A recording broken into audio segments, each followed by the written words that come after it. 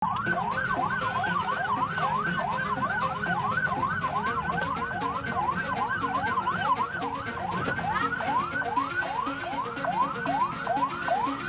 dua pria lakukan pukulan ke petugas patwal di Bogor saat bantu ambulan.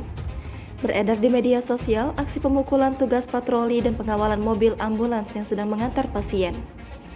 Pemukulan itu dilakukan oleh kedua pria saat petugas patwal membuka jalan untuk ambulan. Video yang diunggah oleh pemilik akun Instagram @terang_media pada Jumat 5 Mei menampilkan dua video rekaman detik-detik penganiayaan petugas patwal ambulans oleh pria tersebut. Dalam video pertama, terlihat petugas tengah membuka jalan untuk ambulan yang berisi pasien. Tiba-tiba petugas patwal terlibat percekcokan dengan seorang pria hingga motornya bersenggolan. Di tengah jalan, pria tersebut justru menendang sepeda motor patwal yang sedang membuka jalan untuk ambulan.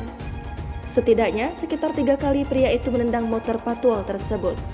Hingga akhirnya sepeda motor yang ditumpangi pria dan wanita itu berhenti di pinggir jalan. Begitu pula sepeda motor petugas patwal dan ambulans. Terdengar penumpang wanita dalam ambulans mengucap istighfar saat melihat kejadian itu.